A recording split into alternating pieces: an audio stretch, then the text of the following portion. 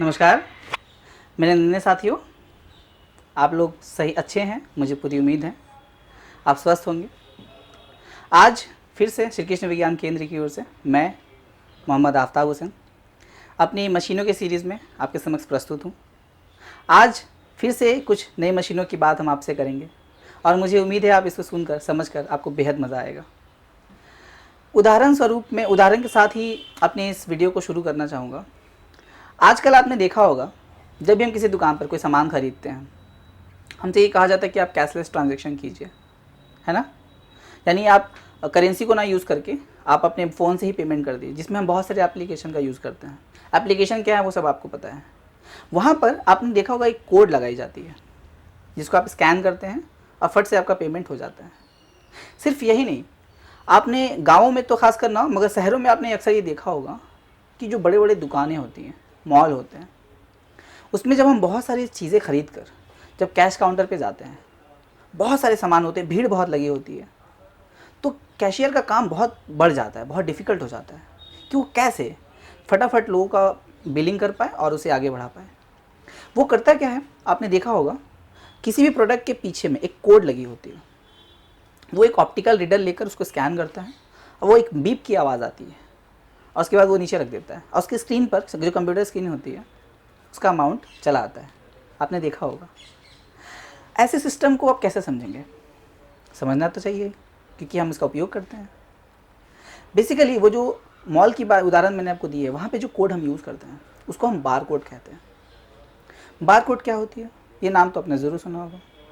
यहाँ पे हमने परिभाषित किया है बार कोड को। एक बार कोड किसी वस्तु की पहचान सुनिश्चित करने के लिए डाटा की काली और सफ़ेद, फिर से मैं आपको बताऊं, डाटा की काली और सफ़ेद समानांतर रेखाएं होती हैं। एक रेखाओं से वो बनी होती हैं जिसकी सहायता से किसी भी जो हमारा डिटेल होता है, उस प्रोडक्ट का जो भी हम डिटेल होता है वो हम निकाल पाते हैं। अब अगर मैं आपको बोलचाल की भाषा में समझाऊं, बार कोड एक ऐसा सिस्टम है जिसमें ब्लैक एंड वाइट यानी काली और सफ़ेद लाइन की समानांतर रेखाएं बनी होती हैं, एक क्षैतिज रेखाएं बनी होती हैं, जो कि हॉरिजॉन्टल वे में उसका स्कैनिंग करके उसके डिटेल्स को निकालते हैं। उसके अंदर कुछ डाटा इन स्टोर होती है, उसके अंदर कुछ डाटा जो है वो छुपी हुई होती है। उस ऑप्टिकल रीडर की मदद से हम उसको बाहर निकालते हैं, उसको स्कैन करके उसकी वैल्यूज़ को, उसके जो भी डिटेल्स हैं उसको बाहर निकाल लेते हैं। लेकिन आपको एक चीज़ और ध्यान में, अगर आपने कभी देखा हो, उसके नीचे एक 12 डिजिट्स के कोड होती है, उसका भी एक बहुत बड़ा रोल है।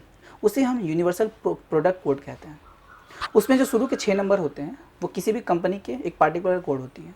उसके बाद के जो 5 कोड होते हैं वो उसके जो प्रोडक्ट्स हैं उसकी डिटेल्स को बताती है, और लास्ट का जो कोड होता है वो एल्गोरिदम में फिट करने के लिए उसको यूज़ किया जाता है। इस तरीके से वो 12 डिजिट्स को यूज़ करके हम किसी भी कंपनी के पार्टिकुलर डिटेल्स को निकाल सकते हैं। इसलिए बार कोड का उपयोग हम बहुत ज़्यादा व्यापक रूप में करते हैं। लेकिन बार कोड के साथ एक समस्या है कि वो अपने जितने भी उस जगह को घेरती है उसमें बहुत कम मात्रा में स्टोर कर पाती है इन्फॉर्मेशन को।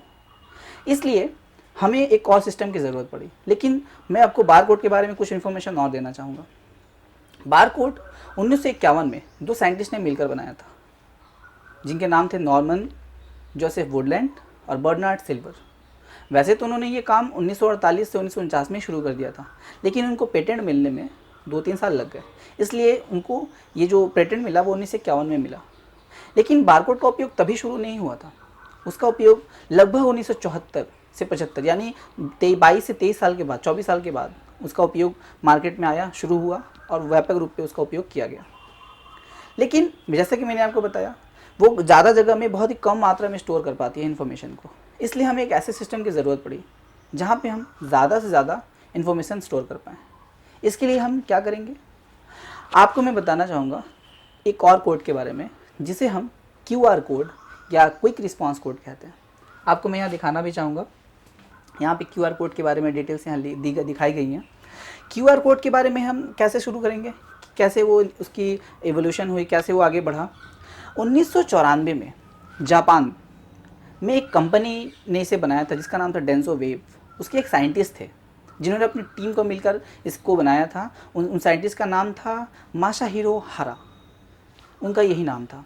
उन्होंने, जैसे उसके पीछे भी एक कहानी है, एक दिन वो बीच पे बैठे हुए थे और अब एक लकड़ी से वो लंबी लंबी या चौड़ी चौड़ी रेखाएं टान रहे थे। उस वक्त उनको इस चीज़ का आइडिया आया और उन्होंने QR कोड को बना दिया।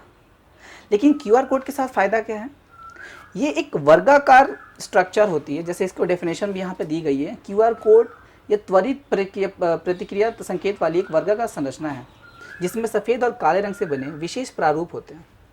QR कोड को विशिष्ट जानकारी के सांकेतिक चिन्हों में बदलने के लिए उपयोग किया जाता है। मैंने आपको जैसा कि बताया, एक वर्गाकार स्ट्रक्चर होती है, एक स्क्वायर स्ट्रक्चर होती है जिसमें वाइट लाइंस और ब्लैक लाइंस तो बनी होती हैं, लेकिन ये एक वर्गाकार स्ट्रक्चर में, एक स्क्वायर स्ट्रक्चर में होती हैं और ये ज़्यादा से ज़्यादा इन्फॉर्मेशन स्टोर करती हैं। इनके साथ बहुत सारे फ़ायदे हैं। एक तो ये इन्फॉर्मेशन बहुत ज़्यादा स्टोर करती है। दूसरा, किसको आप 360 डिग्री एंगल से स्कैन करें तो आप मोस्ट ऑफ द टाइम आप ये पाएंगे कि अच्छे से स्कैन हो जाता है।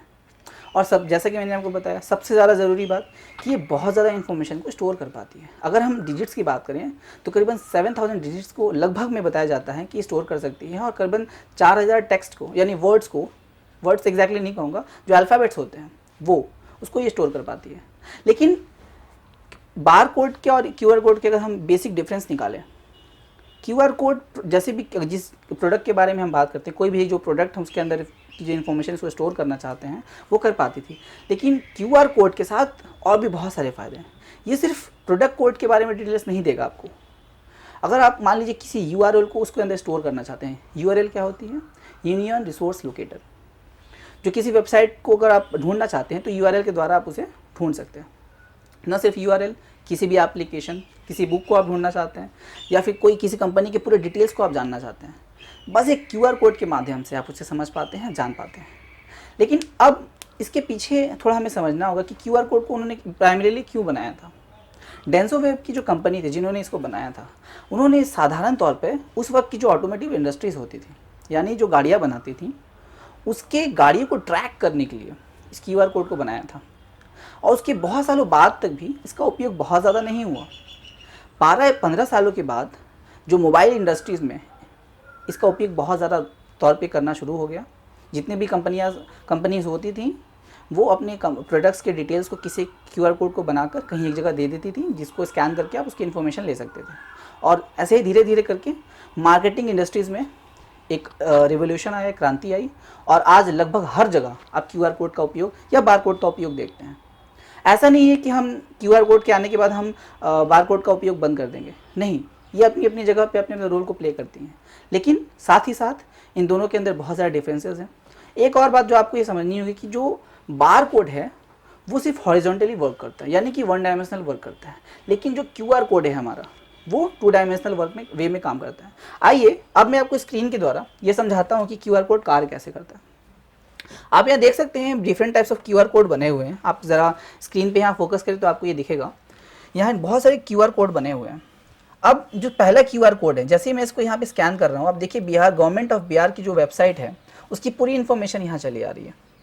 ये URL को स्कैन करके वापस उस सिस्टम में दे पा रहा है जहाँ पे ये निकल आ रही है। इसके अलावा अगर हम दूसरे QR को स्कैन करें, आप देखेंगे डिस्ट्रिक्ट्स ऑफ बिहार में कितने डिस्ट्रिक्ट्स हैं उसकी पूरी इन्फॉर्मेशन यहाँ चली आ रही है, बस हमें स्कैन करना है। और अगर हम तीसरे इस QR कोड पे जाएं तो ये हमारे श्री कृष्ण साइंस सेंटर पटना का जो वेबसाइट है उसकी जो URL है वो स्कैन करके स्टोर हो रही है। उसके बाद सर्वर से कनेक्ट करके इसको हम यहाँ दिखा पा रहे हैं। लेकिन ये तो था बार कोड का सिस्टम, QR कोड का सिस्टम। अब हम बार कोड के सिस्टम को कैसे समझेंगे, इसके द्वारा यहाँ पे मैं ज़रा आपको दिखाना चाहूँगा। यहाँ हमारे जो सिस्टम है, जो भी मशीन उस बार कोड को स्कैन करती है उसको ऑप्टिकल रीडर मशीन कहा जाता है।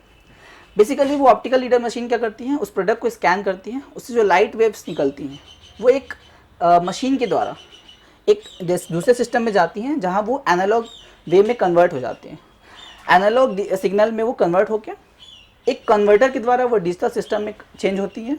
उसके बाद आपको यहाँ पे थोड़ा ध्यान देना होगा, एक डिकोडर हम यूज़ करते हैं जो उस हमारा जो डिजिटल हमारी जो सिग्नल होती है उसको कन्वर्ट करती है एक टेक्स्ट में।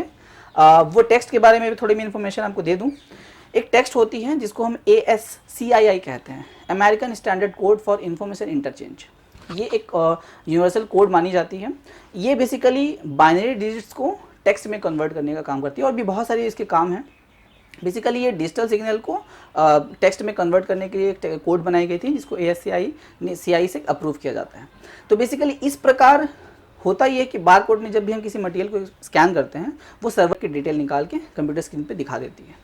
तो इस प्रकार ये QR कोड और बार कोड काम करते हैं। मैं आशा करता हूँ ये चीज़ें आप तक मैं अच्छे से पहुँचा पाया हूँगा और इस प्रकार इन कॉन्सेप्ट को समझना और इनको अपने जीवन में उपयोग करना, यही हमारी मशीनों का कार्य है और इसके द्वारा हमारे जीवन में बहुत आसानी से हम अपने जीवन को जी पाते हैं और साथ ही साथ बहुत सारे काम हम कर पाते हैं। तो मैं आशा करता हूँ ये कॉन्सेप्ट आपको अच्छे लगेंगे, समझ में आई होंगी। इसी प्रकार हमारे साथ जुड़े रहें इस तरीके की और विभिन्न प्रकार की मशीनों को या इसके कॉन्सेप्ट को समझने के लिए। आज के लिए इतना ही। आप सभी का बहुत बहुत धन्यवाद। नमस्कार।